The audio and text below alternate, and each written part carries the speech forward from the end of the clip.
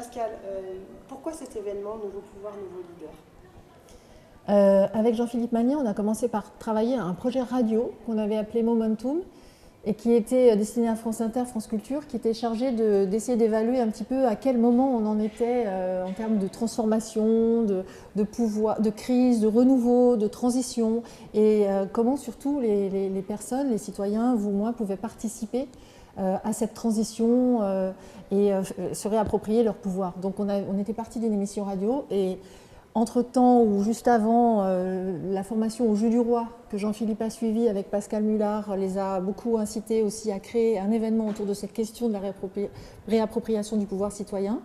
Et donc dans la foulée, on s'est retrouvés très vite pour créer un événement, pour ancrer dans la matière cette question qui est comment les gens peuvent se réapproprier leur pouvoir d'agir pour aller vers un monde meilleur, contribuer à une société plus désirable, à quelque chose de plus beau qui nous redonne de l'espoir. Chacun peut le faire, mais comment, quelle méthode, quels exemples, comment on peut s'inspirer et réunir un peu tous ces gens qui sont déjà sur le chemin, les faire venir et les concentrer en un lieu, s'en inspirer, et puis voilà, et puis se donner de l'énergie d'aller de l'avant tous ensemble. C'était ça l'envie qu'on a eue. Comment s'est passé ces 2 journées? Alors, franchement, de vivre ces 2 journées, c'est un cadeau.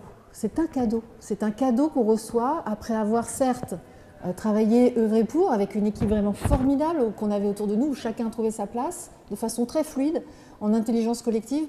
Mais c'est un cadeau de recevoir les fruits de ce travail et de pouvoir assembler un petit peu tous ces gens qu'on connaît, qu'on a vus de façon éparpillée, qui viennent de Belgique, qui viennent de Bali, qu'on a du Québec, et de pouvoir participer avec eux, co-créer cet événement, parce que certes, il y avait quelque chose, il y avait un programme, mais en même temps, on savait très bien, dès le début, qu'il fallait qu'on soit très juste, que la parole elle devait être vraie et authentique, que les gens qui participaient à cet événement, ils ne venaient pas participer à quelque chose de classique, mais qu'ils avaient envie, eux aussi, de se faire du bien, de se nourrir. Et donc nous, l'exigence, elle était la suivante, on n'avait pas juste à être des passeurs de paroles ou des organisateurs, il fallait que nous-mêmes, on soit relativement alignés, pour dire un mot très fréquemment utilisé, en tout cas très alignés, très justes, pour que cette vibration-là, elle soit là aussi, que tout le monde en profite.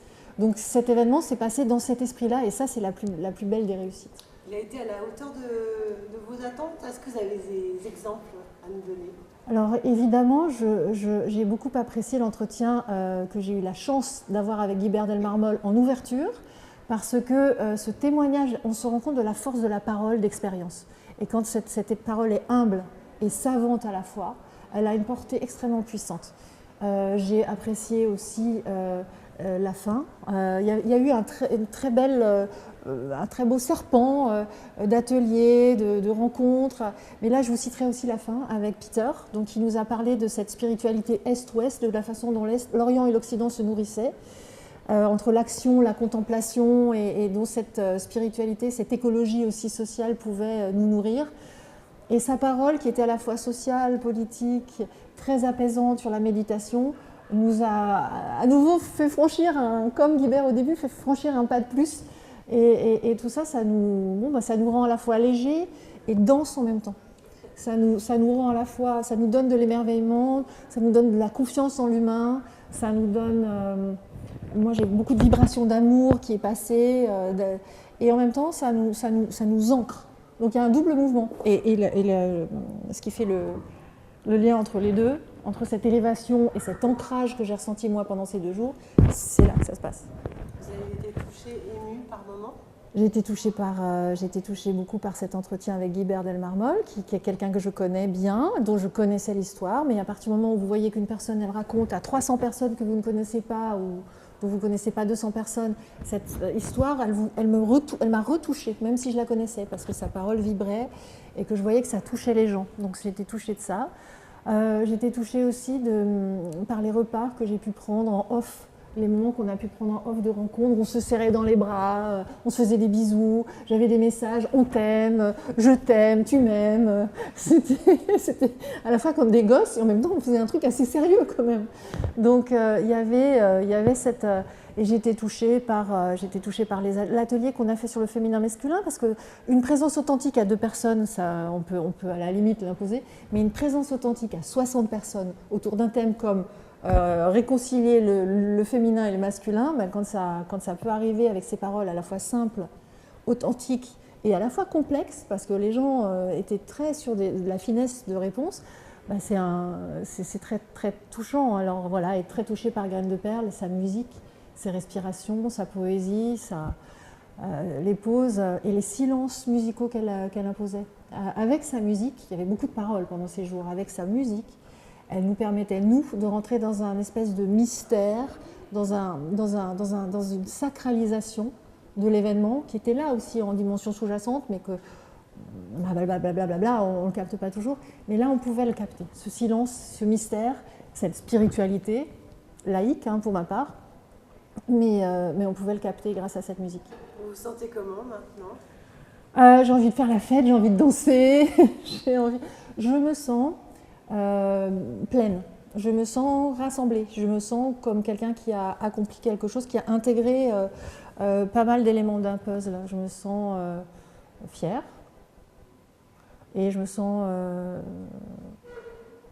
heureuse de toutes ces rencontres, de tous ces gens qui sont partis en disant qu'ils allaient vivre maintenant autrement, qu'ils avaient réalisé qu'ils n'étaient pas seuls, qu'ils avaient réalisé qu'eux aussi pouvaient, qu'ils avaient réalisé qu'il y avait une culture du changement qui était en train de se placer, que ça leur avait donné de l'espoir. Je repars avec ça moi aussi, de tout ce que m'ont dit les gens sur les retours de cet événement. Est-ce que ça peut changer peut-être dans leur vie? C'est quoi la suite de Nouveaux Pouvoirs, Nouveaux Leaders? La suite de Nouveaux Pouvoirs, Nouveaux Leaders, je pense que valoriser en fait ces efforts, cette démarche, dupliquer, on nous a déjà demandé de dupliquer peut-être à Barcelone ou en Ardèche, ça pourrait sembler en pas japonais quelque chose qui pourrait se mettre en place. Mais après je vais laisser la sauce un peu retomber et puis la vie menée, mais peut-être qu'il y aura une valorisation de tout ça. Et vous, juste une dernière question, Pascal.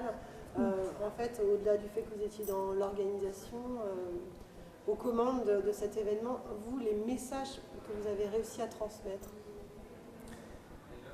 C'est difficile de savoir si on a réussi à transmettre des messages. Très difficile de savoir si on a réussi à transmettre des messages. J'ai réussi à transmettre les messages des personnes que j'ai fait parler.